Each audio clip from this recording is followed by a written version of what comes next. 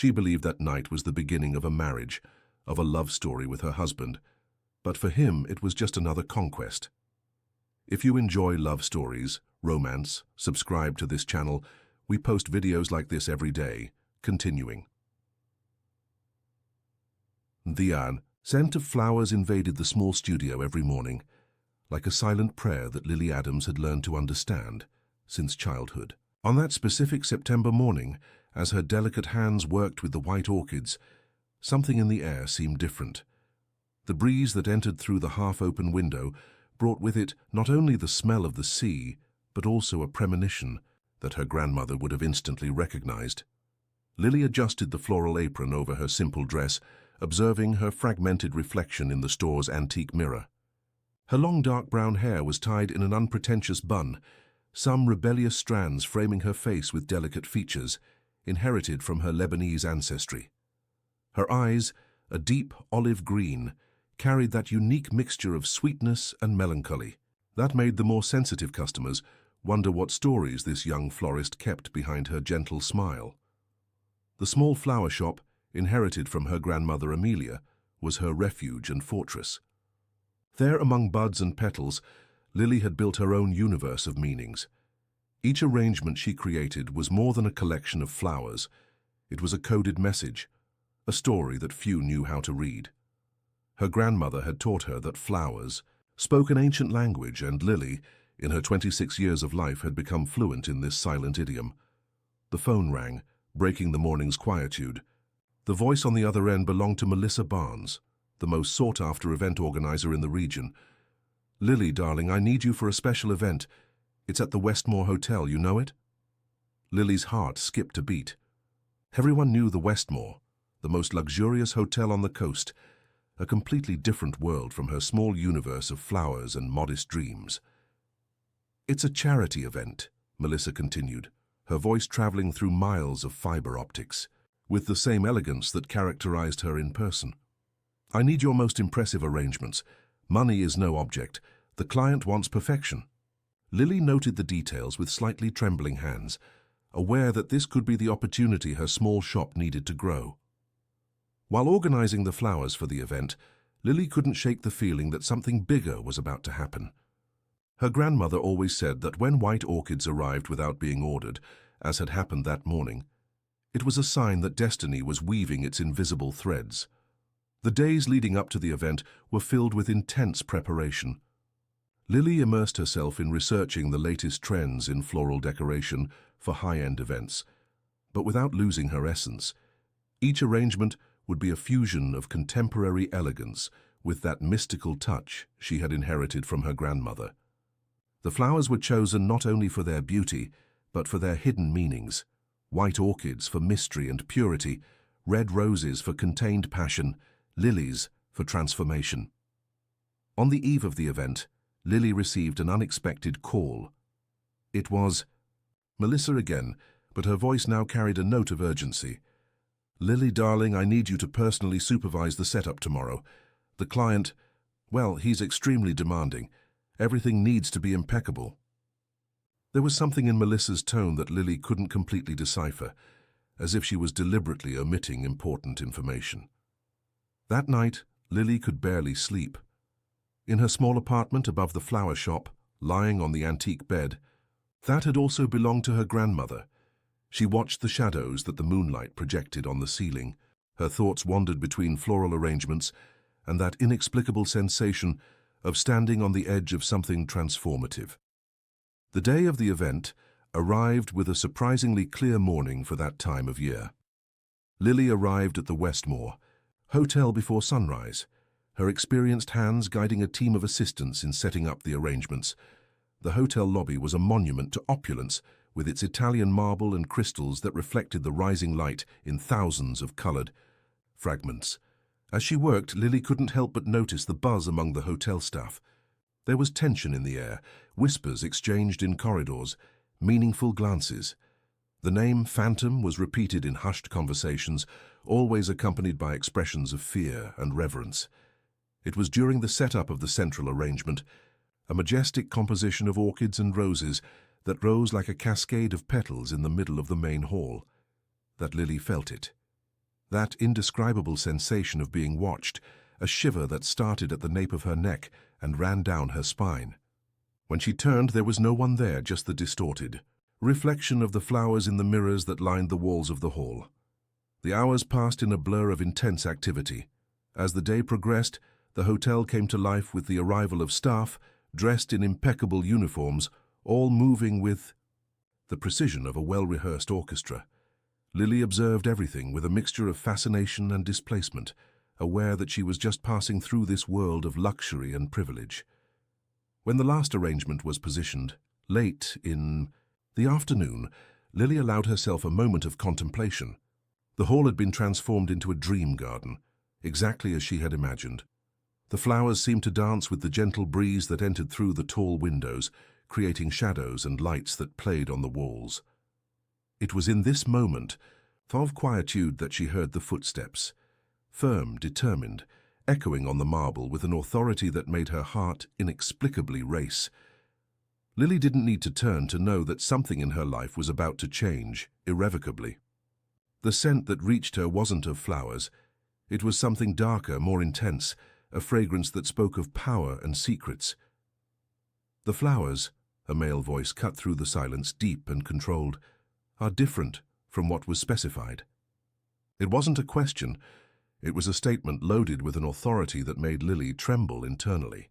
When she finally turned, her eyes met the figure that everyone called the Phantom, but whom she would come to know as Ethan Drake. There, standing a few meters from her, was a man who seemed to have been sculpted in shadows and mysteries.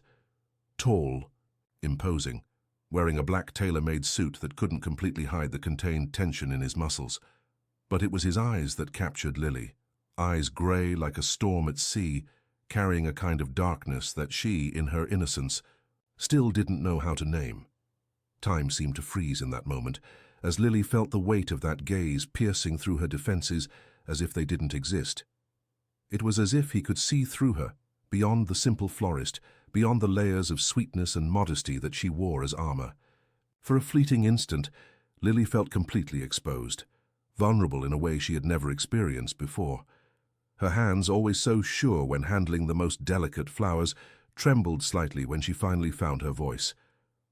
"The specifications were followed to the letter, Mr. Drake.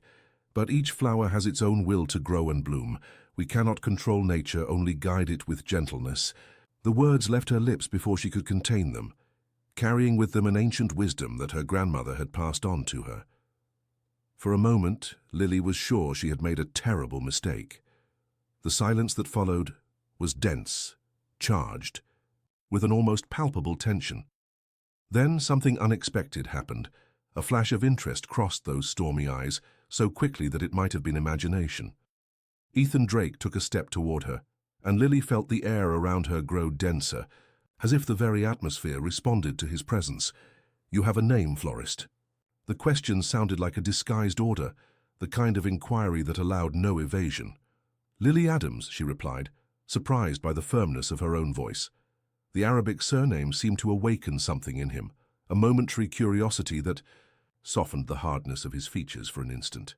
"Lily," he repeated, as if testing the sound of the name on his lips. "How will stay for the event tonight? I want to make sure your undisciplined flowers don't cause any problems." It wasn't an invitation, it was an order, and they both knew it. The hours that followed were a whirlwind of preparations and anxiety for Lily.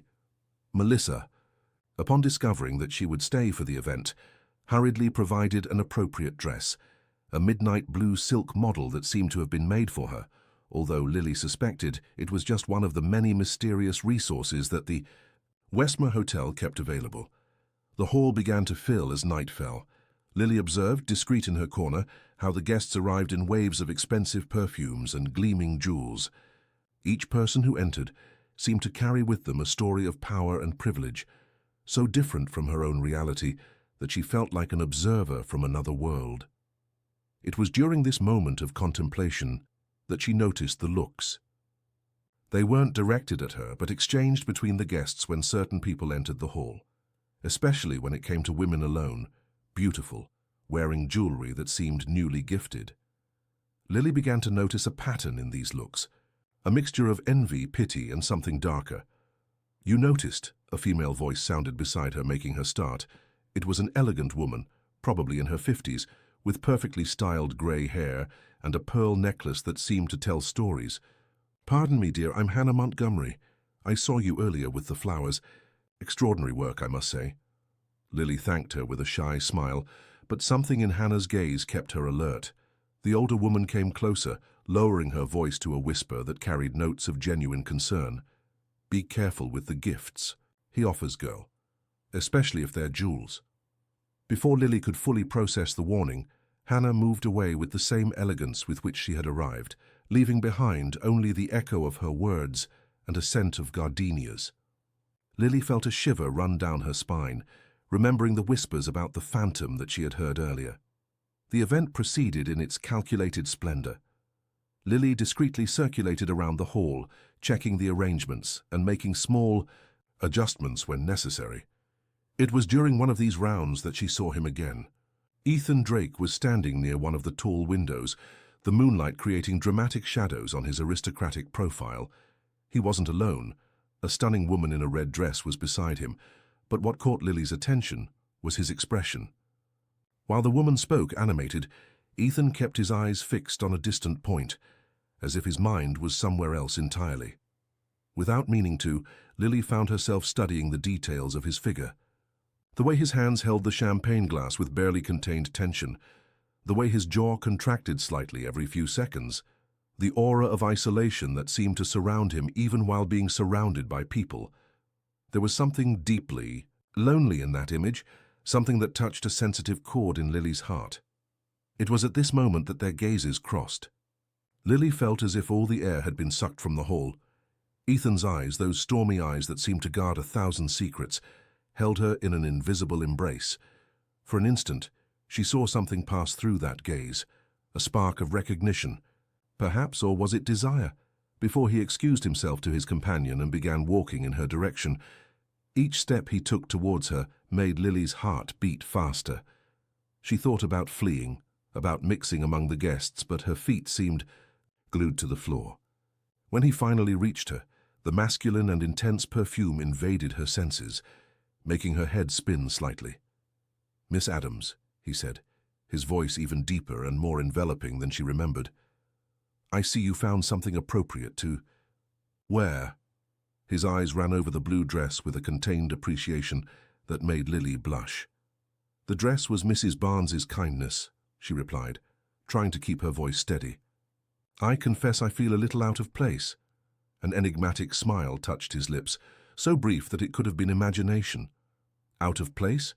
You're the only person in this hall who created something of true value." He paused, his eyes again finding hers with a disturbing intensity. "Come with me. I want to show you something." Again, it wasn't a request. Lily knew she should refuse, that she should invent an excuse and stay in the safe territory of the main hall. But there was something magnetic about this man, something that attracted her like a moth to a flame, even knowing she could get burned. Ethan guided her through luxurious corridors, increasingly distant from the buzz of the party. The sound of her heels on the marble seemed to echo like a countdown to something inevitable. Finally, they stopped in front of a dark wooden double door. Ethan took a card from his pocket and opened the door, revealing a suite that looked more like a miniature palace. "Enter," he said, holding the door open. Lily hesitated for a moment, her mind screaming alerts that her heart stubbornly ignored. When she finally passed by him, she felt the heat of his body, even without touching him. The door closed behind her with a soft click that sounded like their sentence. The suite was impressive, with a panoramic view of the city and the sea. But what caught Lily's attention was a single black orchid, rare and mysterious, placed in a crystal vase on a side table. She approached the flower, fascinated by its unique beauty. "Do you know the meaning of this flower?" Ethan's voice sounded close, very close, making Lily realize that he had moved silently to stand beside her. "Desire," she answered without thinking, the word escaping her lips like a long-kept secret. "Desire and mystery. My grandmother said that black orchids are dangerous flowers. They first seduce with their beauty, then consume their admirers with their intensity. Ethan was so close now that Lily could feel the heat emanating from his body. "Your grandmother seems to have been a wise woman," he murmured, his voice loaded with a tension that made Lily tremble. "But you, Lily, you don't seem to be afraid of dangerous things." She turned to face him, aware that she was entering forbidden territory. "Perhaps I should be," she replied, her voice little more than a whisper. The look that Ethan gave her then was predatory, hungry. His hands, large and strong, went to a nearby console from which he retrieved a black velvet box. "I have something for you," he said, opening the box to reveal a diamond bracelet that sparkled under the soft light of the room. Lily's heart stopped for an instant. Hannah's words echoed in her mind. "Be careful with the gifts he offers, especially if they're jewels." But there was something more there, something in the way Ethan watched her, as if he were testing her reaction, measuring her response. "It's beautiful," she finally said, "but I can't accept it." A flash of surprise crossed his face, followed by something more complex, more intense. "Can't or won't?" "Both," Lily answered with an honesty that surprised them both. "Gifts like this come with expectations, Mr. Drake, and I'm not the type of woman who accepts expectations imposed by jewels, no matter how beautiful they are." For a moment, the silence between them was deafening. Then unexpectedly Ethan laughed. It was a low, almost hoarse sound that seemed to surprise even himself. "You are different," he said, closing the box with a snap and placing it back on the console. "Most people in this hotel would do anything for a gift like this." "I'm not most people," Lily replied, finding in herself a strength she didn't know she possessed. "And I suspect that's exactly why I'm here now." Ethan's eyes darkened with her words, and Lily felt the air between them grow even denser, charged with a tension that threatened to explode at any moment. He took a step toward her, eliminating the little space that still remained between them. "I just want one night," he said, his voice low and intense. "No jewels, no gifts, no expectations beyond the now. Just one night, Lily." The way he said her name made something inside her melt. Lily knew she should refuse, that she should leave that room and never look back. But when she looked into his eyes, she saw something that made her hesitate. A vulnerability hidden beneath layers of control and power, an echo of loneliness that resonated with her own. The night that followed was etched in Lily's memory as a sequence of intense sensations and breathtaking discoveries. Ethan's touch was like controlled fire, his experienced hands exploring every inch of her skin with a reverence that contradicted his apparent coldness. For Lily, each caress was a revelation, each kiss a silent prayer that her body was learning to recite. The luxurious room of the Westmore Hotel transformed into a sanctuary where time lost its meaning. The city lights shone through the panoramic windows, creating shadows that danced over their intertwined bodies. Lily gave herself completely, not only with her body but with a soul that had long waited for this moment without knowing. Ethan, in turn, found himself surprised by the intensity of his own reactions. Lily's innocence wasn't fragile as he had initially imagined. It was a strength of its own, a purity that challenged and seduced him simultaneously. Each of her sighs, each tremor of pleasure, seemed to awaken something dormant within him, something he had buried under years of calculated relationships and meaningless encounters. When dawn began to tinge the horizon pink and gold, Lily was lying on Ethan's chest, listening to the beats of his heart gradually slow down. Her fingers traced invisible patterns on his skin, memorizing every detail of that moment she knew was unique and unrepeatable. "You should go." Ethan's voice broke the silence, hoarser than usual. There was no coldness in his words, but there was a finality that made Lily's heart tighten. She rose without saying anything, collecting her clothes scattered around the room with a silent dignity that surprised him again. As she dressed, Lily could feel his gaze on her, intense and undecipherable. The blue dress, now slightly wrinkled, slid over her skin like a reminder of the previous hours. When she finally turned to face him, Ethan was sitting on the edge of the bed, the silk sheet partially covering his sculpted body, his stormy eyes fixed on her with an expression she couldn't decipher.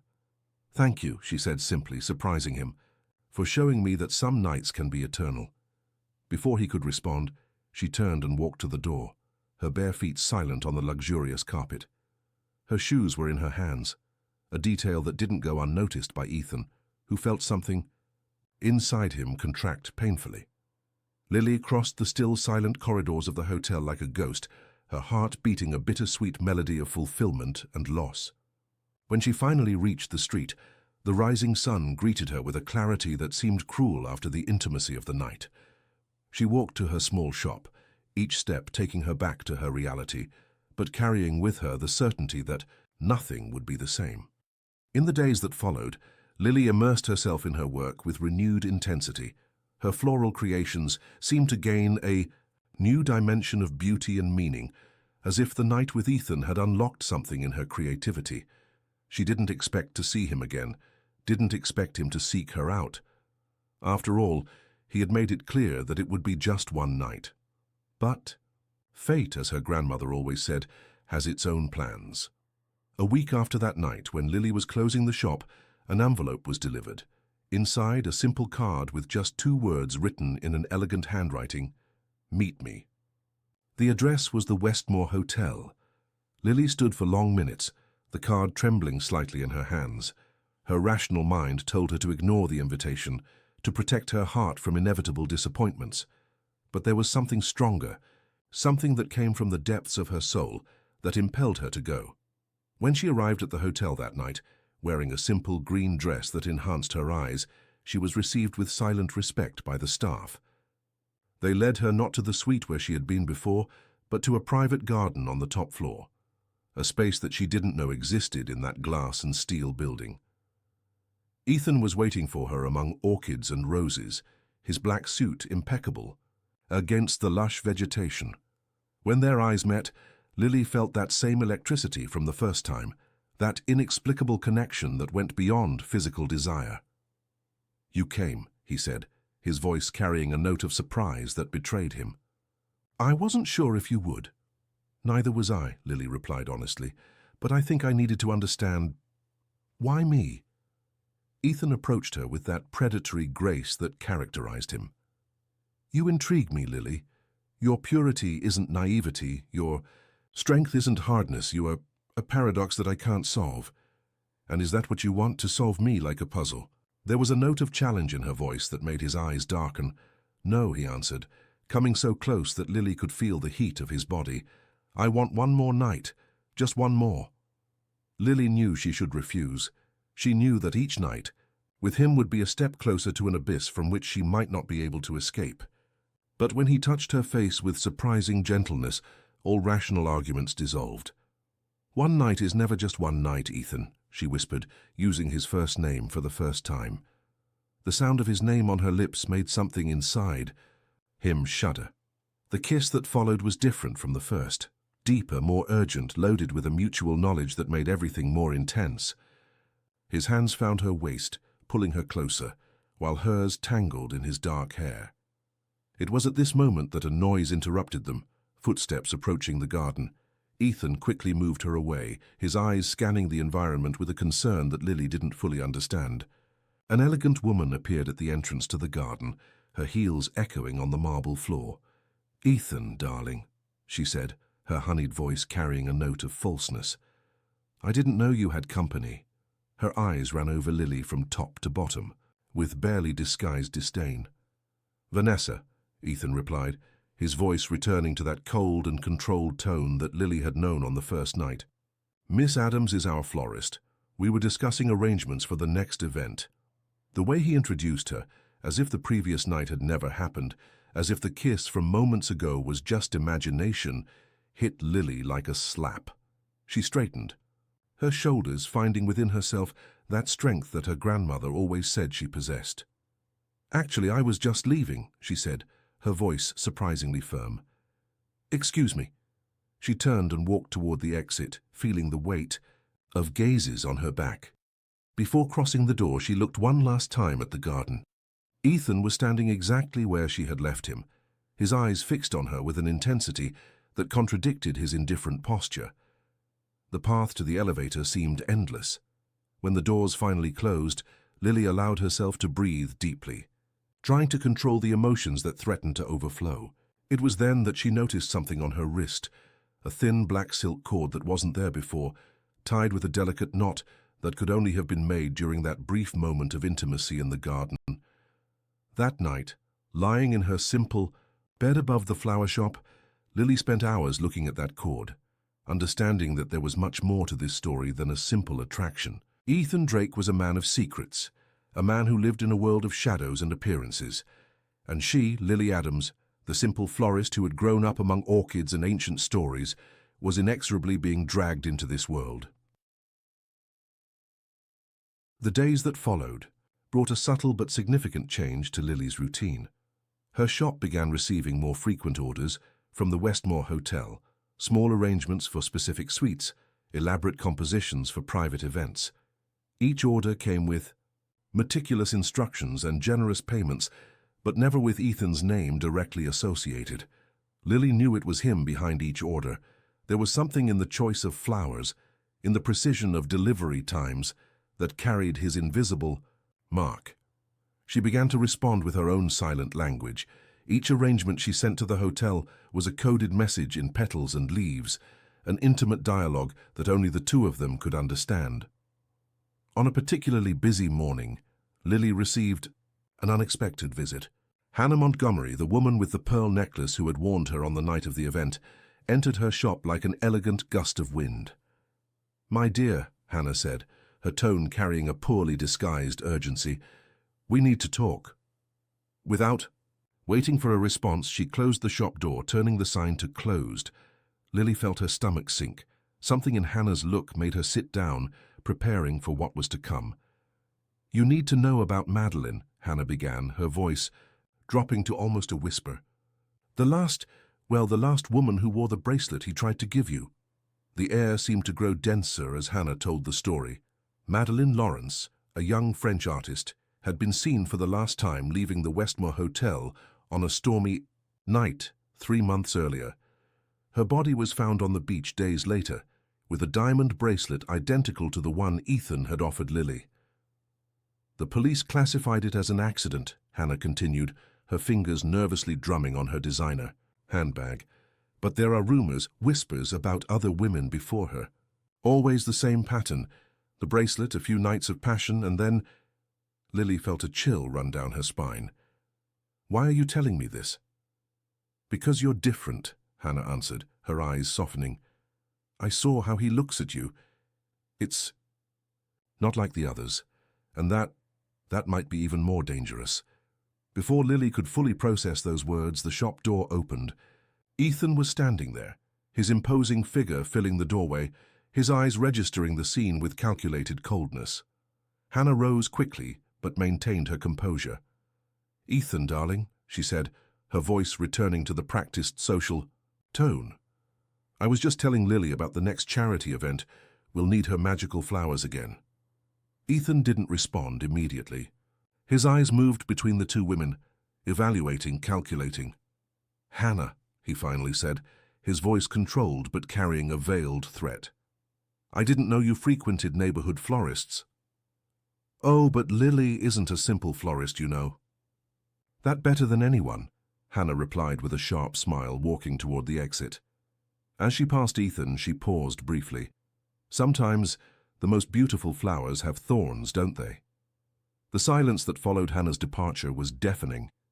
Lily remained where she was, her hands busy with an unfinished arrangement, trying to control the tremor that threatened to betray her nervousness.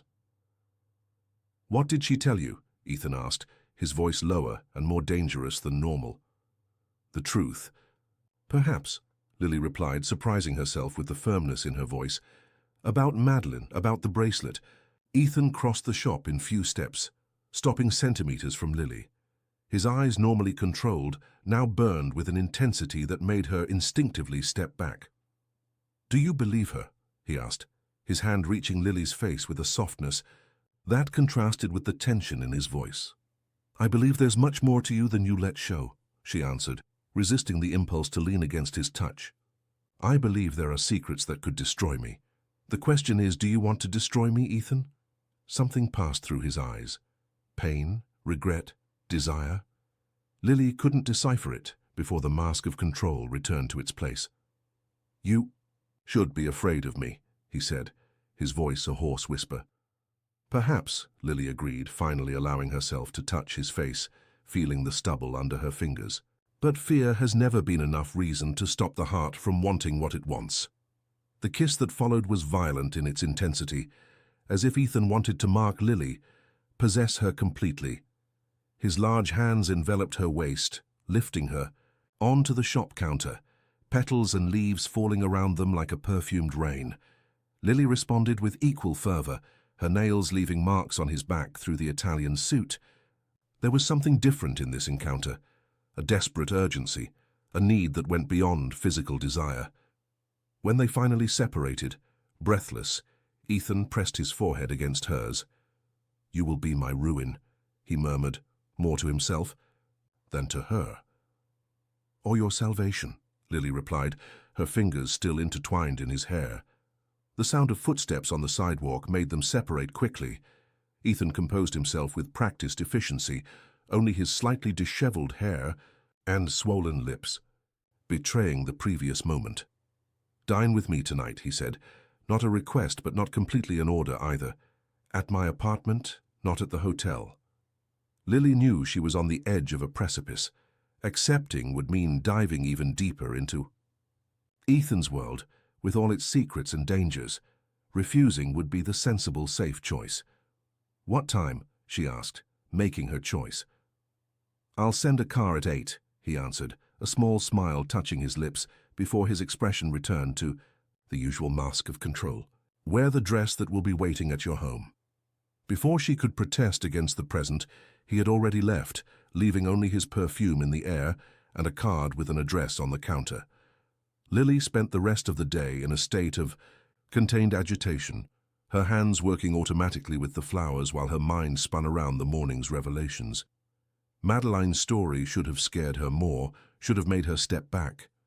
But instead, she found herself wanting to unravel Ethan's mysteries, wanting to understand what was behind that facade of control and power.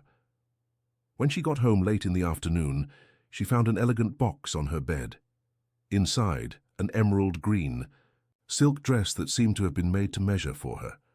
There were no jewels, just a small note with Ethan's elegant handwriting, "To match your eyes and your truths."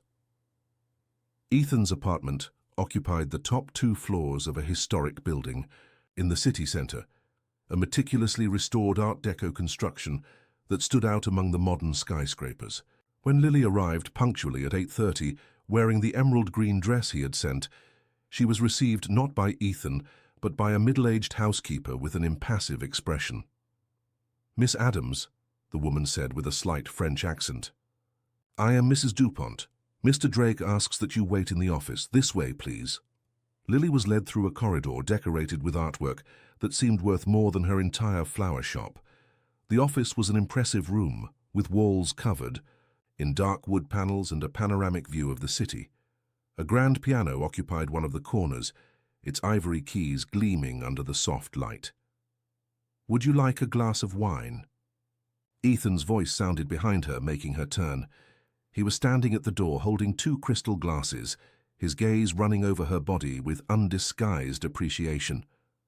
"The dress fits perfectly," he commented, approaching to hand her one of the glasses. "You have impeccable taste," Lily replied, accepting the wine. "For clothes and for dramatic settings." She gestured to the surroundings. An enigmatic smile touched his lips. "You think this is dramatic? You haven't seen anything yet." He moved to one of the bookshelves and pressed something that Lily couldn't see. With a soft click, a secret door opened, revealing a spiral staircase. "After you," he indicated, his hand resting lightly on her back. The staircase led to a suspended garden on the terrace, an urban oasis illuminated by hundreds of small lights that looked like stars. In the center, a table was set for 2, surrounded by rare orchids and black roses. "Your flowers inspired me," Ethan explained, pulling out a chair for her. "I thought it appropriate to dine among them." The dinner that followed was a surreal experience. Elaborate dishes were served by silent waiters, who seemed to appear and disappear like ghosts. Ethan proved to be an attentive host, maintaining a light conversation about art, music, and literature. But there was an underlying tension, an electricity in the air that grew with each exchanged look, each accidental brushing of hands. It was during dessert that the atmosphere changed. "You didn't ask about Madeline," Ethan said abruptly, his eyes fixed on Lily with a disturbing intensity.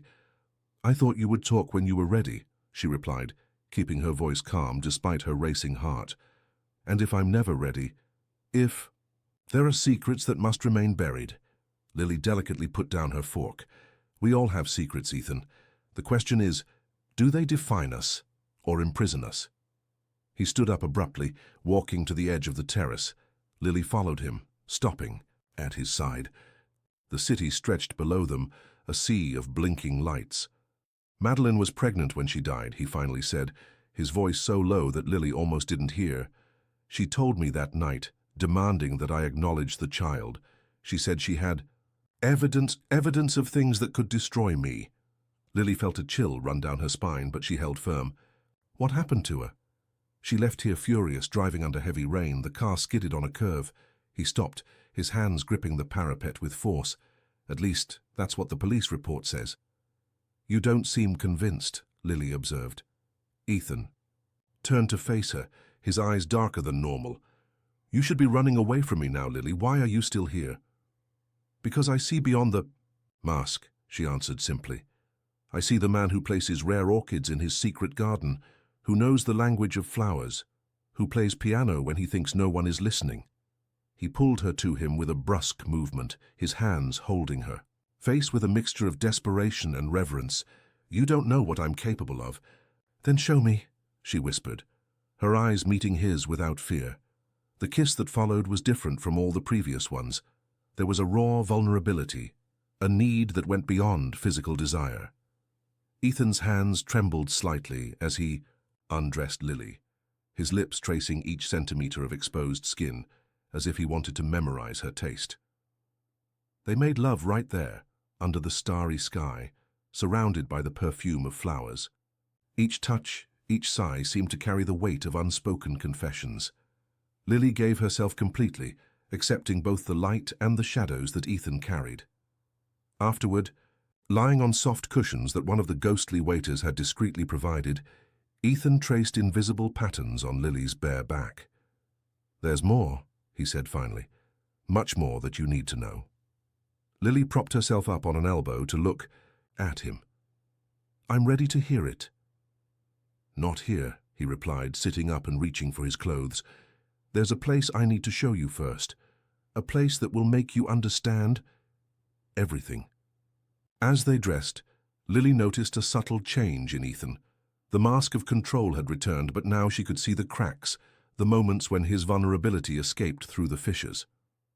"I'll have Mrs. Dupont prepare a room for you," he said, helping her with the zipper of her dress. "Tomorrow morning I want to take you somewhere. It's important." "I can go back home," Lily began, but he interrupted her with a soft kiss. "Please," he murmured against her lips. "Stay." That single word, said with such simplicity, carried a weight that Lily couldn't ignore. She nodded, allowing him to guide her back to the interior of the apartment. The room prepared for her was luxurious, but Lily barely noticed the details. Her mind was filled with the night's revelations, with the unspoken words that hung between her and Ethan, with the mysteries that still needed to be unveiled. Lying on the king-size bed, wrapped in silk sheets, Lily thought of her grandmother and her warnings about black orchids. "Some flowers are like destinies," she used to say. "Once you choose them, there's no turning back." Lily touched the black silk cord she still wore on her wrist, feeling that she was on the verge of discoveries that could either save or destroy her. But like the orchids that her grandmother so respected, she had chosen her path. Now, she just had to follow it to the end, regardless of the price to pay. Dawn arrived with a soft mist that enveloped the city, creating an almost dreamlike atmosphere. Lily awoke to the soft sound of classical music coming from somewhere in the apartment, the melancholy notes of a piano echoing through the corridors. Following the melody, she found Ethan in the office, his fingers dancing over the piano keys with a precision that revealed years of practice. He didn't stop playing when she entered, but his eyes rose to meet her. Lily was wearing a silk robe she had found in the room, her hair loose framing her still sleepy face. For a moment, standing there at the office door, she seemed to Ethan an apparition, something too precious to be real. "Chopin," she said softly, when the last note dissipated. "In the Air," Nocturne in E-flat major. A flash of surprise crossed his face. "You know classical music?" "My grandmother insisted that every good florist should understand music," Lily replied, approaching the piano. "She said that flowers and music speak the same language, the language of the soul." Ethan extended his hand, pulling her to sit beside him on the piano bench. "Your grandmother seems to have been an extraordinary woman." "She was," Lily agreed, her fingers lightly touching the keys. "She taught me that each person has a music inside them. Some are complex symphonies, others are simple melodies, but all deserve to be heard." "And what music do you hear in me?" Ethan asked, his voice hoarser than normal. Lily studied him for a moment before answering. "A composition in minor keys, full of dissonant notes and dramatic pauses, but with moments of pure beauty hidden among the shadows." His hands found hers on the keys, their fingers intertwining. "You see beauty where there should only be darkness," he murmured. "Perhaps because darkness doesn't scare me as much as it should," she replied, turning to face him. "Where are we going today?" Ethan's expression changed subtly, a shadow crossing his eyes. "There's a place that holds answers you deserve to have, but first we need to prepare." Breakfast was served in the suspended garden, the morning mist still hanging over the city like a protective veil. Lily noticed that Ethan was quieter than normal, his mind clearly distant as he stirred his untouched cup of coffee. "What's worrying you?" she finally asked, breaking the silence. Ethan raised his eyes to her, and for the first time Lily saw real fear in his gaze. "After I show you, after you know, nothing will be the same." "Nothing already is the same," she replied softly. "Since the first time I saw you at the hotel, my world has completely changed." He stood up abruptly, walking to the edge of the terrace. "You have a life, Lily, a shop, dreams, a purity that I—" He stopped, his hands tightening on the parapet. "I should have left you in peace." Lily stood up and went to him, her small hands covering his on the parapet. "But you didn't. And now we're here, in this moment, with all its complexities and possibilities. We can't go back, Ethan. We can only move forward." He turned to her, his eyes studying every detail of her face as if he wanted to memorize it. "You are extraordinary, you know. Like a flower that grows through concrete, finding light where there should be none." Before Lily could respond, Mrs. Dupont appeared silently. "The car is ready, sir." The journey was made in silence, the driver guiding the black Rolls-Royce through the city streets that were beginning to wake up. Lily noticed that they were moving away from the center, heading toward an older and more industrial area of the city. The car finally stopped in front of an apparently abandoned warehouse. "It's here," Ethan said, his voice tense, "the place where everything began and where everything can end." The interior of the warehouse was surprisingly different from its deteriorated facade.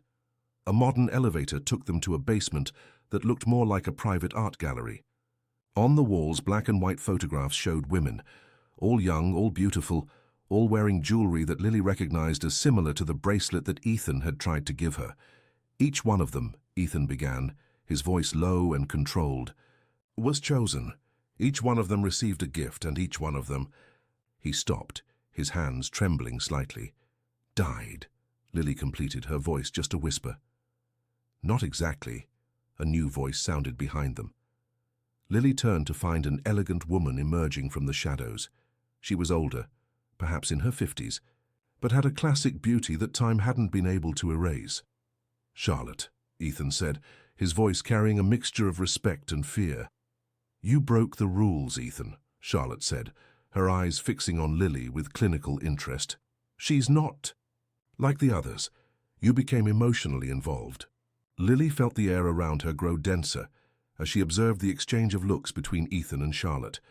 There was a story there, old and complex, that she was beginning to perceive was much bigger than she had imagined. "What is this place?" Lily asked, her voice firmer than she felt. Charlotte smiled, a smile that didn't reach her eyes. "This, my dear, is the archive of the Westmore Club, a very exclusive club where fantasies are realized for a price." "And what is the price?" Lily asked, although part of her already knew the answer. "Absolute obedience," Charlotte replied, "and eternal discretion." Ethan took a step forward, placing himself between Lily and Charlotte. "She's not part of this." "Oh, but she is," Charlotte laughed softly. "The moment you chose her, she became part of it. The question now is, what role will she play in our little production?" The silence that followed Charlotte's words weighed like lead in the rarefied air of the basement. Lily looked at the photographs on the walls with new eyes, realizing now that they weren't just records, they were trophies. Each image told a story of calculated seduction, of power and submission, of destinies sealed with diamonds and empty promises. "The women in the photos," Lily began, her voice surprisingly firm. "They didn't die, did they? They disappeared." Charlotte smiled, a feline smile that made Lily shudder. "Perceptive, no dear, they didn't die. They were transformed, just as Madeline should have been if she hadn't been so impetuous." Ethan moved restlessly beside Lily, his hands closed into fists. "Enough, Charlotte. This ends here." "Ah, but you can't simply end something that began generations ago, dear Ethan," Charlotte replied, walking to a panel on the wall that opened with her touch, revealing an even more impressive room. "Come, let me show you the true face of the Westmore Club." Lily felt Ethan's hand squeeze, hers as they followed Charlotte. The new room was circular, with glass screens that displayed information in real time, names, dates, astronomical values being transferred between offshore accounts. "The Westmore Club isn't just a luxury hotel," Charlotte explained, her heels echoing on the black marble floor. "It's a network of influence that extends through generations. Each woman in the photographs was chosen not only for her beauty but for her potential. Some became ambassadors, others CEOs of multinationals, all loyal to the club." "And Ethan?" Lily asked, although she feared the answer. "What is his role in all this?" "Ethan is our hunter," Charlotte replied with a cold smile. "He identifies special talents, seduces, prepares the ground. The bracelet is just the first step. A loyalty test, let's say." Lily turned to Ethan, her green eyes seeking answers in his. "And me? Am I also just another special talent?"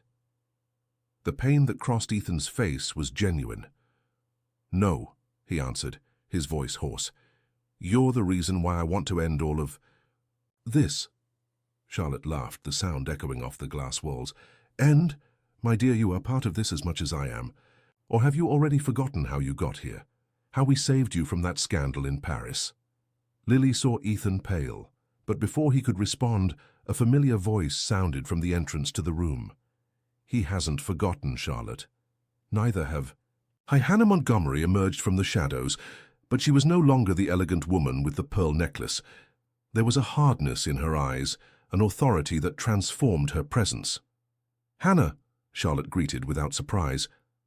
"Have you come to ensure that your protégé understands the rules of the game?" "I've come to ensure that you understand that the game has changed," Hannah replied, approaching. "Lily is not like the others. She is the key to exposing everything, all the files, all the accounts, all the dirty secrets that the club has been hiding for decades." Lily felt the air leave her lungs when the realization hit her. You planned all this? You put me in Ethan's path?" "Not exactly," Hannah replied, her eyes softening as she looked at Lily. "I just recognized an opportunity when I saw it. Your purity, your strength. You are exactly what we needed to break the cycle." "And why should we trust you?" Ethan asked, his voice loaded with distrust. "Because I was like Lily once," Hannah replied, removing her pearl necklace to reveal a thin scar on her neck. "I also received a bracelet 30 years ago, but instead of submitting, I chose to fight. I've been building a case against the club since then, gathering evidence, protecting other women when I can. Charlotte applauded slowly, her smile now tinged with cruelty. Bravo, Hannah, an admirable performance, but you forgot one crucial detail. She pressed a button on her phone, and the screens around them began to display surveillance images of Lily's shop, of her apartment, of every moment she had shared with Ethan. The Westmore Club is always one step ahead, Charlotte continued. We knew about your little plan from the beginning. In fact, we were counting on it. Lily isn't just another candidate. She's the ultimate prize, the piece that will ensure that you and all the other dissidents understand exactly who you're dealing with. Lily felt Ethan's grip on her hand intensify. She could feel the tension emanating from him, the internal conflict between loyalty and redemption. You have a choice to make, Ethan, Charlotte said, her voice now sharp as steel. Continue with your role. Deliver Lily to the club as you should have done from the beginning, and all will be forgiven. Or... She let the threat hang in the air. It was at this moment that Lily did something that surprised everyone, including herself. She laughed, a soft, almost musical laugh that seemed completely out of place in the tension of the moment. You really didn't understand anything, did you? She said, gently releasing herself from Ethan's hand and taking a step forward. You think you can control everything and everyone with fear and manipulation, but there's something you can't control, something my grandmother taught me since I was little. And what would that be, dear? Charlotte asked with disdain. The power of truth, Lily replied, removing the black silk cord from her wrist. This cord isn't just a romantic symbol. It's a recording device that has registered every word said in this room for the last 20 minutes. Charlotte's face lost all color while Hannah let out a smile of approval. Ethan looked at Lily as if seeing her for the first time, no longer as the innocent florist, but as a force of nature he had completely underestimated. My grandmother always said, Lily continued, her voice gaining strength, that the most delicate flowers are often the most resilient. They survive storms that knock down centennial trees because they know how to bend without breaking. The chaos that followed Lily's revelation was like a storm in slow motion. Charlotte, losing her calculated composure, made a move toward a panel on the wall, but Hannah was faster. With the agility of someone who had spent years preparing for this moment, she blocked Charlotte's path. The files have already been copied, Hannah announced, her voice carrying a touch of triumph. Every transaction, every name, every dirty secret that the club has buried for the last 3 decades. At this exact moment, copies are being sent to authorities on 3 different continents. Ethan remained motionless, his eyes fixed on Lily with a mixture of admiration and incredulity. You knew? All this time? Lily turned to him, her green eyes softening. Not from the beginning, but after Hannah warned me about the bracelet, I began putting the pieces together. Each flower I sent to the hotel was a coded message for her, a system my grandmother developed during the war to help refugees escape. The black orchids, Ethan murmured, finally understanding. They weren't just decoration. Each arrangement contained information, Lily confirmed. Account numbers, names of victims, transaction dates. Hannah was able to access the club's files using this data. Charlotte, who had regained part of her composure, let out a bitter laugh. Impressive, truly impressive. But you seem to have forgotten one crucial detail. She removed a small remote control from her pocket. This building has security protocols that would make a federal prison look like a Sunday school. Before she could press any button, however, a male voice sounded. Through the speakers. Security system deactivated. Initiating emergency protocol. Charlotte's face contorted in shock as the lights began to flash and the screens around them displayed error messages. Impossible! The system is impenetrable! Nothing is impenetrable, a new voice said from the entrance. A young man, wearing simple maintenance worker clothes, entered the room, especially when you have direct access to the mainframe for 3 months. Mark? Lily smiled, recognizing the young man who always fixed the air conditioning in her shop. Or should I say Special Agent Romano? Charlotte looked between them, understanding finally reaching her aristocratic face. A federal operation? All this time? International, actually, Hannah corrected. Interpol, FBI, and federal police working together. The Westmore Club has drawn too much attention in recent years. Powerful people started asking questions about their missing daughters, wives, and sisters. Ethan stepped forward, his face a mask of determination. Charlotte, it's over. The club, the secrets, everything. It's time to leave the shadows. You're a fool, Ethan, Charlotte spat the words. You think you can just walk away, that you can erase your own past. The hands that hold your precious florist are as dirty as mine. I know, he responded calmly, and I'm ready to face the consequences. Lily felt her heart tighten with these words. She approached Ethan, gently touching his face. You're not alone in this. The moment was interrupted by the sound of sirens in the distance, rapidly approaching. Mark checked his phone. The tactical teams are in position. All accesses are covered. Charlotte seemed to have aged a decade in minutes. You don't understand, and there are people, powerful people, who won't allow this to come to light. That's why every document, every recording, every piece of evidence is already in safe hands, Hannah explained. If anything happens to any of us, everything will be immediately exposed. Checkmate, Charlotte. The sound of doors being broken down echoed through the building. Heavily armed agents began to invade the location, their voices resonating through the corridors. Charlotte was the first to be detained, her elegance finally breaking when the handcuffs closed around her wrists. Lily observed everything with a mixture of relief and apprehension. Her gaze met Ethan's, who remained by her side, a solid presence amid the chaos. You'll be arrested too, she said softly, not a question, but a statement. Yes, he answered, his eyes never leaving hers. There are things in my past I need to answer for. People who deserve justice. How long? With full cooperation and the role he played in exposing the club. Maybe 3 to 5 years, Hannah intervened, approaching them. We've already negotiated the terms with the district attorney. Lily nodded, absorbing the information.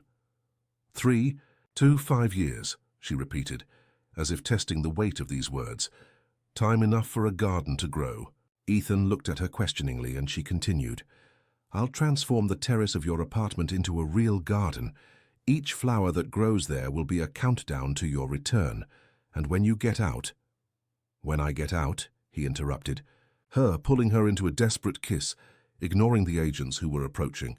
It was a kiss of promise, of redemption, of a love that had flourished in the shadows but chose the light. When the agents finally separated him from her, Ethan kept his eyes fixed on Lily. Wait for me. Lily smiled, unshed tears glistening in her eyes. Like an orchid waits for spring, she replied, watching as they took him away. Hannah placed a hand on her shoulder. You are stronger than any of us imagined, Lily Adams. I'm not strong, Lily replied, touching the black silk cord she still held. I just learned that sometimes true love means fighting not just for what we want, but for what's right. The months that followed the fall of the Westmore Club were a whirlwind of testimonies, hearings, and scandalous headlines. Lily's name occasionally appeared in the newspapers, always as the florist who helped dismantle crime empire, but she kept herself distant from the spotlight, immersed in her work and in the transformation she had promised to undertake. Ethan's apartment, now under her custody through a complex legal agreement, became her life project. The terrace, once a showcase of calculated luxury, was being methodically transformed into a true suspended garden.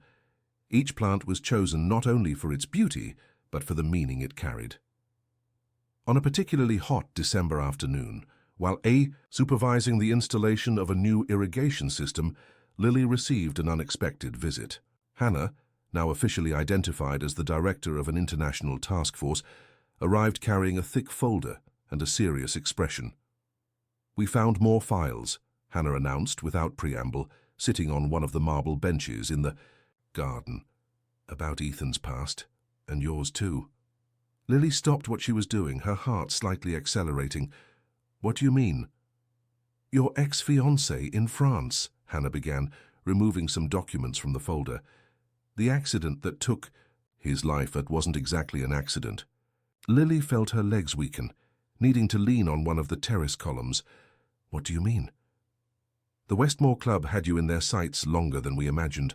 They intervened when your fiancé began to show abusive behavior. It was one of Ethan's first jobs, actually, although he didn't know at the time that you would be part of his future. The memories that Lily had buried so deeply began to emerge. The fights, the moments of tension, the growing fear that had made her flee to a convent in the south of France. Peter, he was following me that night. He said he wouldn't let me go. And he never followed anyone again, Hannah completed softly. The club had various methods to solve problems. Making it look accidental was their specialty. Lily closed her eyes, letting the terrace breeze caress her face. Why are you telling me this now? Because Ethan asked, Hannah answered, removing an envelope from the folder. He wrote this for you, but he wanted you to know the whole truth before reading it. With slightly trembling hands, Lily opened the envelope, immediately recognizing the elegant handwriting. My Lily, they say the truth sets us free, but sometimes it also traps us in a labyrinth of coincidences that seem too destined to be chance. When I received the order to eliminate a man in Nice 5 years ago, I had no idea I was altering the course that would lead us to each other. I observed you that night through the shadows of the convent. I saw your strength even amid the fear, saw how you held a sprig of lavender as if it were a talisman. At that moment you were just another woman the club had decided to protect, another soul in their web of manipulations. When we met again at the Westmore Hotel, I didn't recognize you immediately. But there was something in your eyes, something familiar that deeply disturbed me. It was only when Charlotte showed me your complete file that the pieces fit together. I should have told you before. I should have confessed that my hands carried the blood of your past long before they touched the petals of your present. But I was afraid, not of your rejection, but that this truth would taint the purity of what we built. Now, between these concrete walls, I understand that our love was never about purity. It was about redemption, about how two souls marked by darkness can choose to walk together toward the light. The garden you're building, yes, the guards show me photos, is the perfect symbol of this journey. You're transforming a space that was once the stage for so many manipulations into something truly alive and honest. I don't ask for your forgiveness. I don't have that right. But I ask you to understand that every moment with you, every smile, every touch was the truest thing I've ever lived. In 3 years, 2 seasons, and 15 days, but who's counting? I'll be able to see in person the garden you've created. Until then, I cultivate my own inner garden, nourished by the memory of your eyes and the promise of a new beginning. Eternally yours, Ethan. Lily let the tears she had held back for Nimois so long finally fall, staining the expensive paper of the letter. Hannah remained silent, respecting the moment. He saved my life that night, Lily finally said, her voice little more than a whisper. Without even knowing me, without knowing that one day... Fate has a peculiar sense of humor, Hannah commented, standing up. The question is, what will you do with this information? Lily looked around the terrace, at the newly planted seedlings that were beginning to show their first buds. A black orchid especially caught attention, the same species she had seen in Ethan's room that first night. I'll do what I've always done, she answered, wiping away her tears. I'll transform darkness into flowers. The first year of separation was the most difficult. Lily divided her time between the flower shop, which now prospered with a renewed and legitimate clientele, and the garden on the terrace of Ethan's apartment. The visits to the federal penitentiary where he was detained were regular, but always supervised, always under the watchful eye of guards who did not allow physical contact. In one of these meetings, separated by a cold metal table, Ethan seemed particularly tense. His face, always well-shaved, showed signs of neglect, and there were shadows under his eyes that worried Lily. Something happened, she said, not a question but a statement. Ethan hesitated, his fingers nervously drumming on the table. Charlotte was found dead in her cell yesterday. The air seemed to leave Lily's lungs. How? Officially suicide. But we both know the club has long arms, he replied, his voice low and tense. Lily, I need you to be careful. More careful than ever. I'm being monitored by Hannah's team, she assured, resisting the impulse to touch his hand, and the apartment has reinforced security. It's not enough, Ethan insisted, leaning forward. There are people who haven't been exposed yet, who might try— Mr. Drake, a guard interrupted, his voice firm. Step back, please. Ethan retreated, but his eyes remained fixed on Lily with an intensity that made her heart ache. The garden, he said suddenly. Continue with the garden, it's important. Lily frowned, noticing something in his tone that went beyond normal concern. Ethan, what aren't you telling me? A small smile touched his lips, that smile that she had learned to interpret as their private code. Just trust the flowers, my love. They always speak the truth. The visit ended shortly after, leaving Lily with more questions than answers. Back at the apartment, she studied every inch of the garden with new eyes. It was then that she noticed something strange in the pattern of the new orchids that Mrs. Dupont had insisted on planting. Using her gardening knowledge, Lily began to map the arrangement of the flowers. It wasn't random. It formed a pattern that, seen from above, resembled geographical coordinates. With the help of Mark, now officially her contact with the authorities, she discovered that the coordinates pointed to a rural property on the outskirts of the city. It's one of the club's old safe houses, Mark explained, checking the data on his tablet, but it was verified and cleared during the investigations. Verified by whom? Lily asked, a suspicion beginning to form. The answer came in the form of more documents discovered by Hannah. The team that had investigated that specific property was under the command of one of the club's unexposed members. The location had never been truly investigated. We need a warrant, Mark said, already making calls. No, Lily interrupted him. We need to be smarter than them. If we move officially, documents might disappear, or people might die, like Charlotte.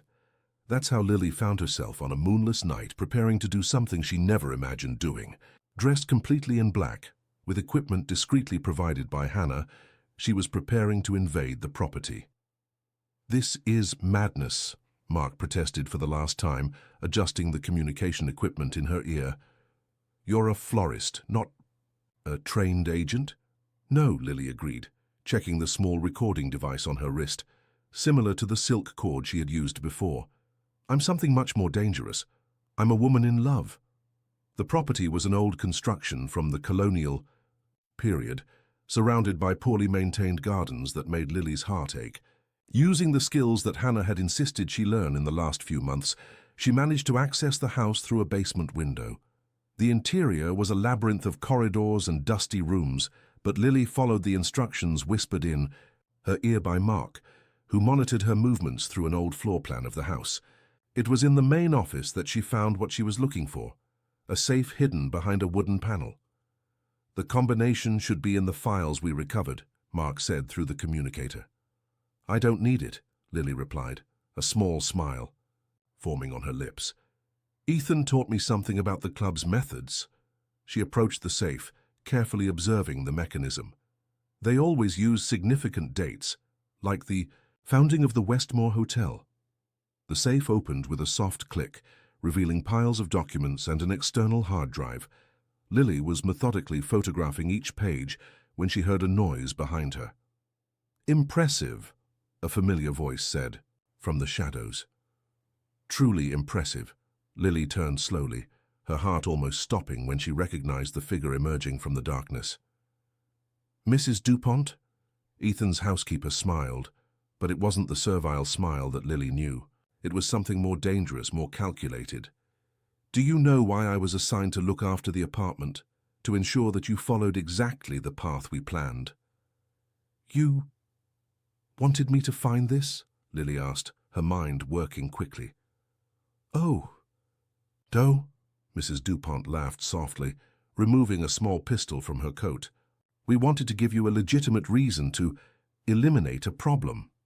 Time seemed to freeze in that moment, as Lily stared at the gun barrel pointed at her chest.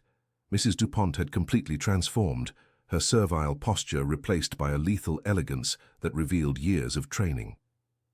"You really thought that a simple florist could bring down a centuries-old organization?" Mrs. Dupont asked, her French accent more pronounced than normal. "The Westmore Club is like a hydra. Cut off one head, two grow in its place." Lily remained, motionless, her mind working frantically. The communicator in her ear was silent, probably blocked by some interference device. She was alone. "So, Charlotte," Lily began, trying to buy time. "A necessary sacrifice," Mrs. Dupont completed with an elegant shrug. She had become too emotional after her fall, a risk we could no longer tolerate. "And Ethan, is he disposable too?" Something flashed in the housekeeper's eyes, a brief moment of hesitation that Lily didn't miss. "Ethan is complicated. He still has utility as long as properly motivated." "You mean manipulated," Lily corrected, her voice gaining strength. "Like you did with all those women, like you tried to do with me." Mrs. Dupont laughed, a cold sound that echoed off the walls of the office. "Oh, ma chérie, you were our greatest creation.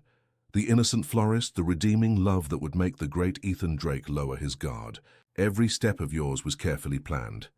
"Including Peter?" Lily asked, seeing another flash of surprise in the older woman's eyes. "My ex-fiancé in France. Was it all part of the plan from the beginning?" "You are more perceptive than you appear," Mrs. Dupont admitted. "Yes, Peter was our first attempt to shape you, but he proved inadequate, too violent, too impulsive. Ethan was much more efficient in his removal." Lily felt her stomach turn at the casualness with which Mrs. Dupont spoke of death and manipulation. But something in her words caught attention. "First attempt? So I was already marked even before I met Peter." Mrs. Dupont's smile widened. "Your grandmother never told you about your mother, did she? About how she really died?" The world seemed to spin around Lily. "My mother died in a car accident when I was a baby." "Non, non, ma petite fleur, your mother was one of our most promising recruits, but she made the same mistake as Ethan. She truly fell in love with your father, a simple Lebanese florist. When she tried to leave the club," she left the sentence hanging, its meaning crystal clear. Lily felt her legs weaken, but she stood firm. Years of carrying heavy arrangements had given her more strength than she appeared to have. "Why? Why my family?" "Some lineages are special. Your grandmother may have pretended to be just a simple immigrant, but the Adams blood carries secrets much older than the Westmore Club itself." A noise in the corridor interrupted the conversation. Mrs. Dupont turned slightly toward the sound, and it was all the time Lily needed. With a quick movement, she threw a handful of dirt from one of the decorative pots directly into the housekeeper's eyes. The shot that followed missed by inches, hitting the wall behind Lily. She threw herself behind a heavy desk, while Mrs. Dupont cursed in French, trying to clear her eyes. "Impressive," a new voice sounded from the door, "but unnecessary." Hannah was standing at the entrance, her own gun pointed at Mrs. Dupont. Behind her, a tactical team positioned themselves silently. "You're late," Lily accused, trying to control her accelerated breathing. "Sorry, the traffic was terrible," Hannah replied with a small smile, before turning her attention to Mrs. Dupont. "Marie-Claire Dupont, or should I say Countess of Westmore. We've been looking for you for decades." Lily observed in shock as Mrs. Dupont, or whoever she really was, straightened her posture, all pretense of civility completely abandoned. There was an old nobility in her bearing now, something that spoke of centuries of power and privilege. "Hannah." "Montgomery." The Countess pronounced the name as if it were something unpleasant. "Still playing heroin?" "No," Hannah replied coldly. "Just finishing what I started 30 years ago when you ordered my sister's death." The sound of helicopters approaching filled the air, and Lily could see police car lights. Through the office windows, the Countess observed everything with surprising calm. "You can arrest me," she said, letting the gun fall with studied elegance. "But the club is bigger than any individual. It always will be." "Perhaps," Hannah agreed, signaling for her team to advance. "But tonight, your part in it ends." As she watched Mrs. Dupont, the Countess, be handcuffed and taken away, Lily felt an enormous weight in her chest. My mother. Everything she said. Hannah approached, placing a hand on her shoulder. Your mother was a heroine, Lily. She was helping us expose the club when... She paused, choosing her words. She wanted a better world for you. And Ethan, did he know all this? Not everything, a male voice answered from the door. Lily turned to find Mark, holding a phone. But he suspected enough to contact us 3 months ago, when he realized that Mrs. DuPont was acting strangely. In the apartment. The garden, Lily whispered, finally understanding. The coordinates in the flowers, was it his idea? His and yours, Hannah confirmed. He provided the coordinates, but it was you who deciphered the code, exactly as your mother would have done. Lily walked to the window, observing the movement of police cars and agents outside. The night was clear now, the stars shining with an intensity that seemed significant. I need to see him, she said finally. Now. Hannah and Mark exchanged glances. We've already arranged for special authorization, Hannah informed. A car is waiting. The path to the federal penitentiary was made in silence, Lily absorbing all the night's revelations. Her world had been turned upside down once again, but now there was a greater purpose in all the chaos. The private visiting room of the federal penitentiary was austere, but for the first time since his imprisonment, Ethan and Lily were authorized to be alone. When he entered, still wearing the prison uniform but with a dignity that transcended any clothing, Lily felt her heart accelerate as it had the first time she saw him. Are you okay? Were his first words, his eyes scanning every inch of her. 4 injuries. I am, she replied, standing up. This time there was no metal table between them, no guards preventing contact. When their bodies met in a desperate embrace, it was as if the last months of separation completely melted away. I thought I'd lost you, he murmured against her hair, his large hands holding her as if he feared she might disappear. When I learned that you had gone to the property. You knew I would go, Lily interrupted him gently, moving away just enough to look into his eyes. That's why you left the clues in the garden. A small smile touched his lips. I knew you would decipher them, but I didn't plan. I didn't imagine that DuPont... The Countess, Lily corrected, seeing his eyes widen in understanding. So you know. About her, yes, about my mother also? Lily moved away completely now, walking to the small window of the room. Why didn't you tell me about her involvement with the club? Ethan sighed, running his hands through his hair in a manner that Lily had learned to associate with his contained frustration. Because I wasn't sure. There were rumors, old stories about a double agent who betrayed the club for love, but I only connected the dots when Hannah began to investigate the Countess's past more deeply. And Peter, did you really... She couldn't complete the sentence. Yes, he answered simply. It was my first job for the club. They told me he was an abuser, a risk to a potentially valuable recruit. They didn't mention that the recruit was you, didn't say that everything was part of a bigger plan. Lily absorbed the information in silence. Part of her wanted to scream, cry, hit him for having been the instrument of so much manipulation in her life. But another part, the part that had inherited her mother's strength and her grandmother's wisdom, understood that they were all pieces in a much bigger game. You know what's most ironic? She finally said, turning to face him. They planned every detail, every meeting, every moment, but failed to predict the one thing that can't be controlled. What? He asked, approaching again. True love, she answered, touching his face with delicacy. The same love that made my mother betray the club for my father. The same love that made you choose to protect me instead of delivering me to them. Ethan captured her hand, kissing her palm with a reverence that made Lily's eyes fill with tears. You saved me, Lily, not just from the club, but from myself. We saved each other, she corrected. And now... Now, a new voice interrupted from the door. We have a proposal to make. Hannah entered the room, followed by a man in an impeccable suit whom Lily recognized as the federal prosecutor in charge of the case. Mr. Drake, the prosecutor began, considering your fundamental cooperation in the capture of the Countess of Westmore and your role in exposing the international ramifications of the club, we are willing to review the terms of your sentence." Lily felt her heart stop for a moment. Ethan remained impassive, but she could feel the tension in his body. "What terms?" he asked cautiously. "Probation," Hannah answered with a small smile. "With some conditions, of course. You will continue collaborating with the investigations, will wear an electronic ankle monitor, and will be restricted to the city.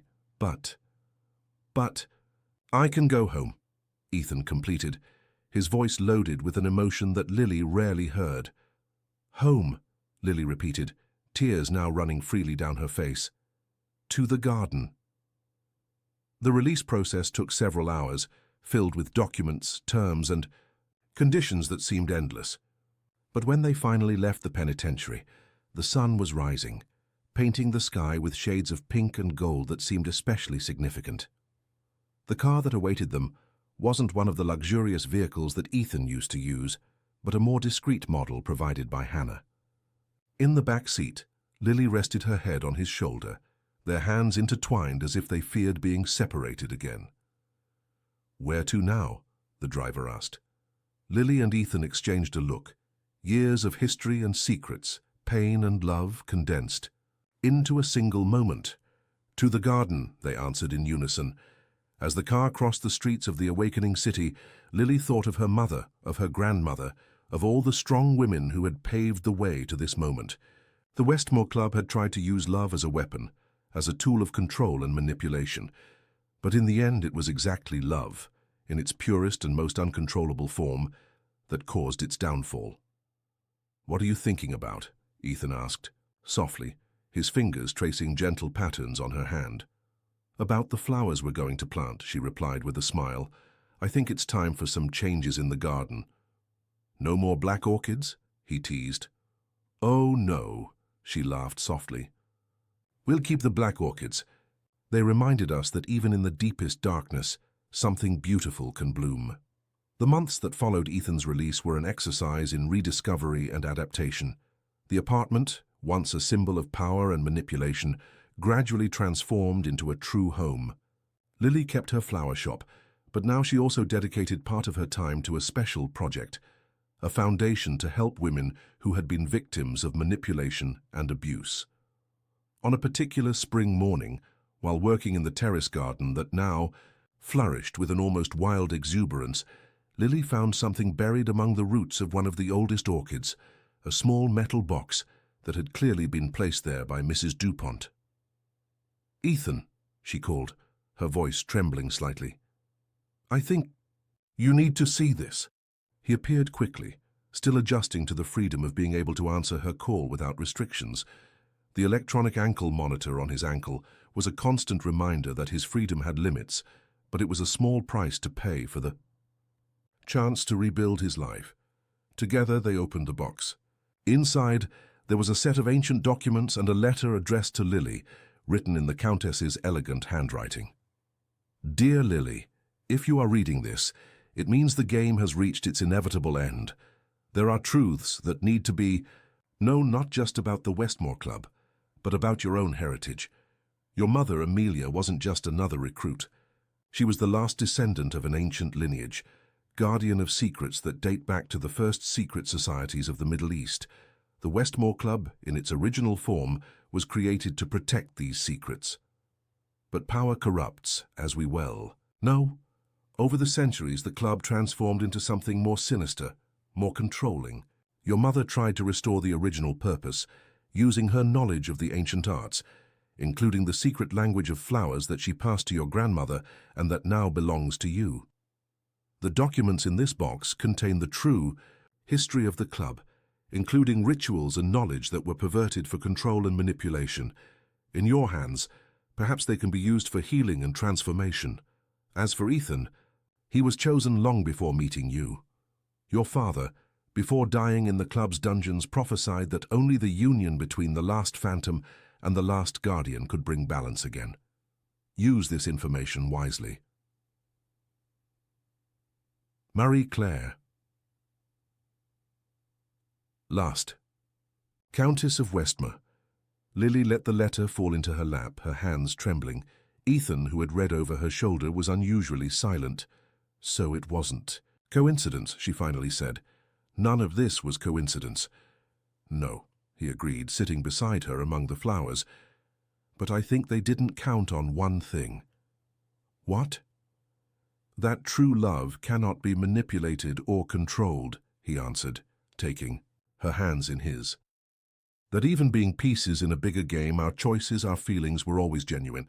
Lily studied the documents from the box, ancient texts in Arabic and French, complex diagrams showing patterns of flowers and stars, healing and transformation rituals that her mother had tried to preserve. What do we do now? She asked, although something inside her already knew the answer. Ethan smiled, that rare smile that she had learned to value as a precious treasure. Now, my love, we do what your mother tried to do. We transform a legacy of control into one of healing. That same afternoon, Hannah visited them, bringing more news about the ongoing investigations. The fall of the Countess had triggered a chain reaction, exposing club cells in various countries.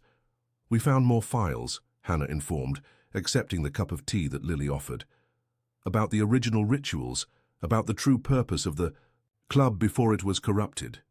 We know, Lily replied, showing the box found in the garden. The question is, what do we do with this knowledge? Hannah studied the documents with professional interest. Legally, this should go into federal custody as evidence. Or, Ethan intervened, it could be used for something greater. A silent understanding passed between the three. Hannah sighed, a small smile playing on her lips. There's always the possibility that some documents might have gotten lost during the investigation. What exactly are you suggesting? Lily asked, although she already knew the answer. I'm suggesting, Hannah replied, placing her cup on the table, that perhaps it's time to create something new from the ashes of the Westmore Club, something that honors the original purpose of protection and healing, without the manipulations and control. Lily looked at Ethan, seeing in his eyes the same fire that she felt burning within herself. The foundation, she said softly. We can expand its purpose.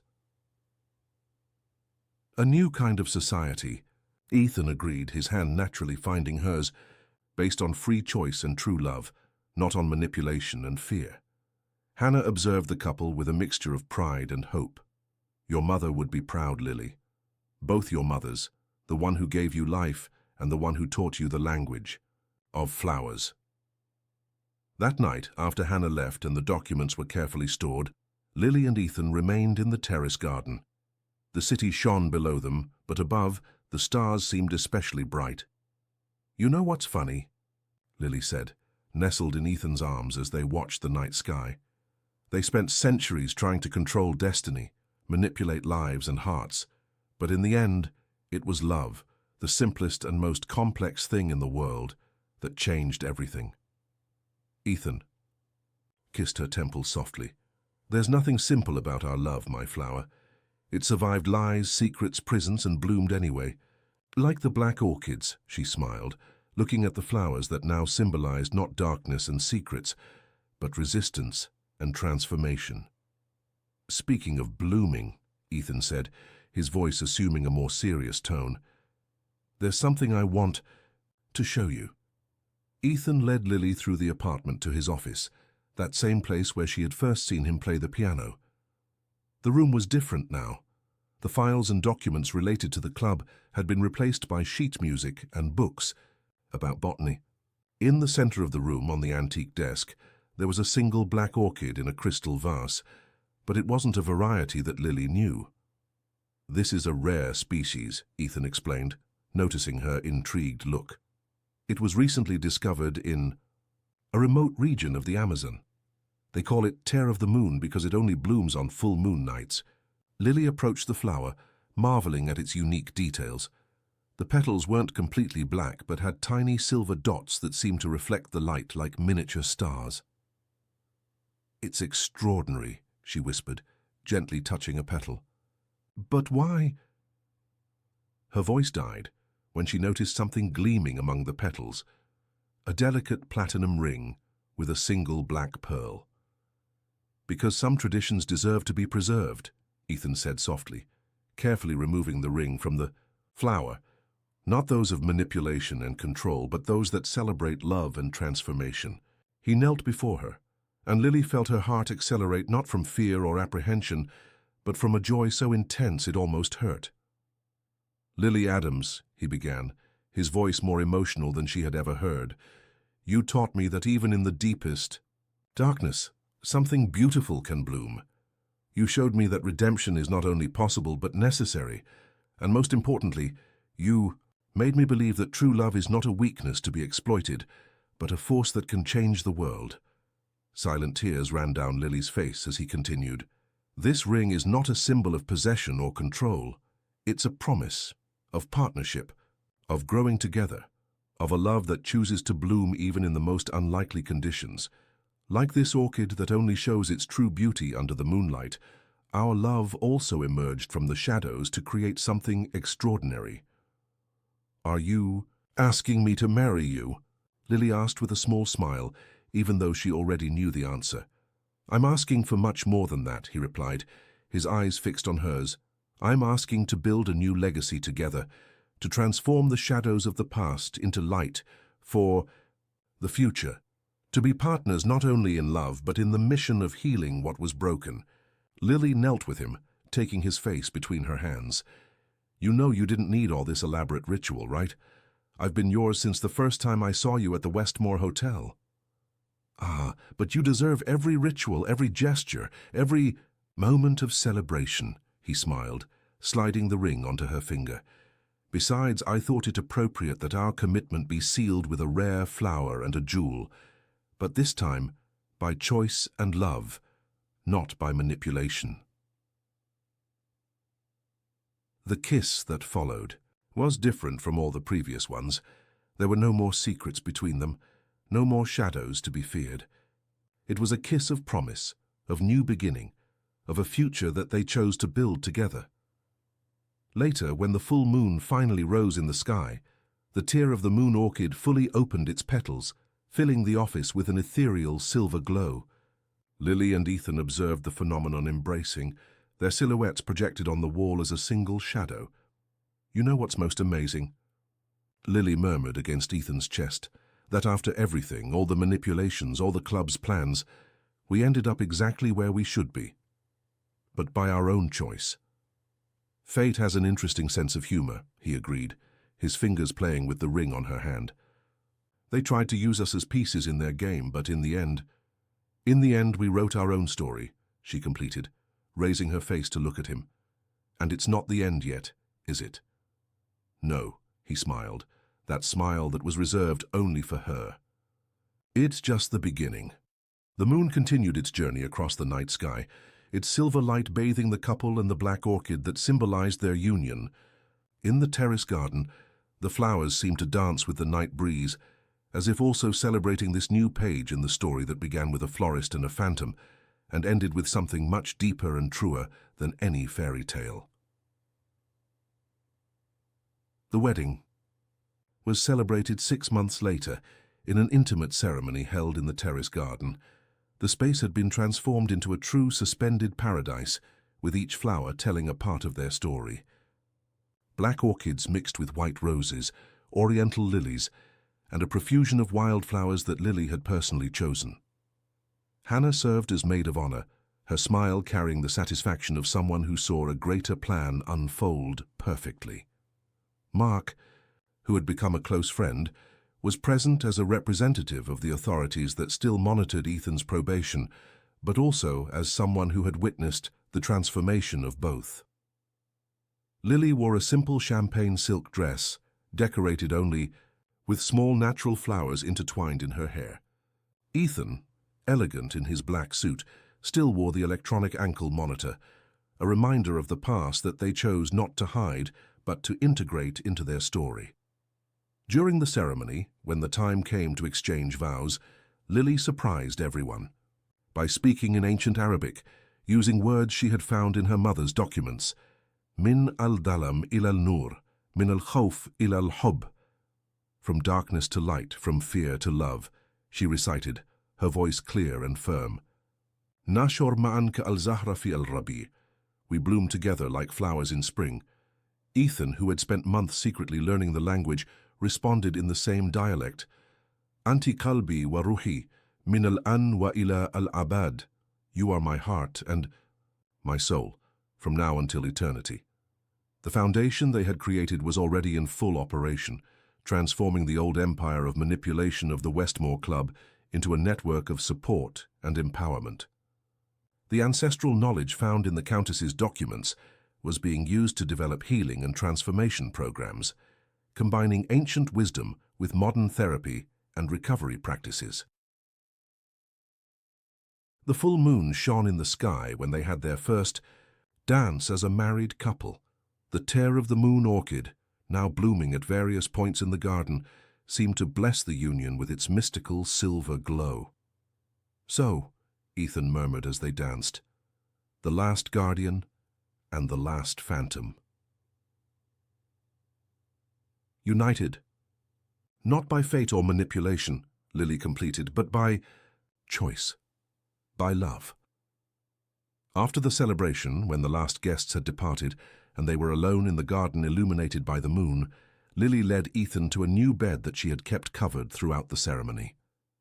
"I have something to show you," she said, removing the fabric that covered the plants. There, growing in perfect harmony, was a new species of orchid, a hybrid that Lily had developed over the last few months. The flowers were a deep purple that seemed to change shade under different lights, with golden veins that shone like shooting stars.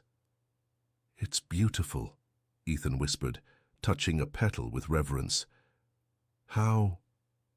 "It's a combination of several species," Lily explained, her eyes shining with pride. "The resilience of the black orchid, the luminescence of the tear of the moon, and a touch of an ancient variety I found in my mother's archives. I call it promise of dawn. That because even in the darkest night, there is the promise of a new day," Ethan completed, understanding. "Exactly," she smiled, nestling in his arms. "Like us, an unlikely combination that created something entirely new and unique." The night. Wind played with the garden flowers, carrying their perfume through the sleeping city. Below them, the lights of the metropolis twinkled like earthly stars, while above, the full moon continued its eternal vigil. "You know what else I discovered? In my mother's documents," Lily asked softly, "that the true power was never in the rituals or the club's manipulations. It was in love, the kind of love that transcends generations, that survives wars and secrets, that transforms darkness into light." "Like your parents' love," Ethan observed. "Like our love," she corrected, raising her face to kiss him. The kiss was soft, full of promises and possibilities. When they separated, Lily noticed something extraordinary. All the promises of dawn had fully opened, their purple and golden petals creating a spectacle of light in the night garden. "It seems they approve," Ethan smiled, observing the phenomenon. "No," Lily replied, her eyes shining with ancient wisdom and new love. "They're celebrating, like all the flowers in the world celebrate when something true and pure blooms amid the shadows." A year after the wedding, the suspended garden had become a pilgrimage point for people seeking healing and transformation. The foundation, now known as Garden of Souls, used the ancient wisdom of flowers combined with modern therapies to help survivors of trauma and manipulation reconnect with their inner strength. Lily, 6 months pregnant, walked among the beds, with the same grace that her grandmother demonstrated when caring for flowers. Her rounded belly carried not only a new life, but the promise of continuity of a transformed legacy. Ethan, finally free of the electronic ankle monitor after exemplarily completing his probation, followed her with eyes that never lost that gleam of admiration. "The promises of dawn are spreading," she commented, gently touching one of the hybrid flowers that now grew at various points in the garden. Hannah said they found some growing spontaneously in the gardens of the old Westmore Hotel. "Nature always finds a way," Ethan replied, his hands naturally finding the curve of Lily's belly. "Just like true love." The Westmore Hotel had been transformed into a recovery and empowerment center, its old luxury suites now serving as spaces for healing and learning. The dark stories that once haunted its corridors were replaced by narratives of overcoming and rebirth. That specific afternoon, they were expecting a special visit. Hannah had found more information about Lily's family, including distant relatives in Lebanon who also carried the ancestral knowledge of flowers. "Are you nervous?" Ethan asked, noticing how Lily repeatedly adjusted the flowers in a nearby arrangement. "A little," she admitted. "It's strange to think that there's a whole family I never knew who share this connection with flowers, with the ancient knowledge. A family that will now be even bigger," he smiled, his hand caressing her belly where their daughter was growing. The sound of the elevator announced the arrival of the visitors. Hannah emerged first, followed by an elderly woman who made Lily freeze in place. The face wrinkled by time carried unmistakable traces of her mother, and her eyes, the same olive-green eyes that Lily saw in the mirror every day, shone with contained tears. "Aunt Sarah," Lily whispered, the name coming from somewhere deep in her memory, from stories that her grandmother used to tell. The older woman opened her arms and Lily found herself moving toward her, as if pulled by an invisible thread. The embrace they exchanged was one of recognition, of connection, of a legacy that survived through generations of strong women. "Your mother would be so proud," Sarah murmured in Arabic, her wrinkled hands framing Lily's face. "You not only survived the shadows, you transformed them into light." Ethan observed the scene with a mixture of reverence and protection, aware of the historic moment he was witnessing. Hannah, at his side, smiled with the satisfaction of someone who sees a circle closing perfectly. "Come," Sarah said, taking Lily's hand. "I have much to teach you about the ancient arts, about the true purpose of the knowledge that your mother tried to preserve." The hours that followed were filled with stories, rituals and knowledge passed through generations. Sarah explained how flowers were not just symbols or tools of healing, they were bridges between the visible and invisible world, between past and present, between trauma and healing. By nightfall, as the group shared a meal in the garden illuminated by lanterns and the glow of the promises of dawn, Lily felt her daughter move in her womb. It was as if the little one was also responding to the ancient words, to the stories of female power and resistance through love. "What will her name be?" Sarah asked, her wise eyes fixed on Lily's belly. Lily and Ethan exchanged a knowing look. Before she answered, "Amelia Hope." "Princess of Light," Sarah translated, tears of joy running down her wrinkled face. "Perfect." Later, after the visitors had departed and night had enveloped the city in its starry mantle, Lily and Ethan remained in the garden. The promises of dawn shone with their own light, creating an almost magical environment. "It's funny," Lily reflected, nestled in Ethan's arms as they observed the city below. The Westmore Club spent centuries trying to control power through fear and manipulation, but the true power was always in love, in connection, in the ability to transform darkness into light. "As you did with me," Ethan murmured, kissing her temple. "As we did with each other," she corrected, guiding his hand to where their daughter was moving, "and as Amelia will do in her own journey." A gentle breeze passed through the garden, carrying the perfume of flowers and promises of futures not yet written. The promises of dawn swayed gently, their purple and golden petals reflecting the starlight, like shimmering reminders that even in the darkest nights, true love always finds a way to bloom. And so, in the garden suspended between heaven and earth, the story of the florist and the phantom found not an end but a new beginning, a beginning built on the foundations of true love, transformation, and the eternal promise that, like the most resilient flowers, the purest hearts always find their way to the light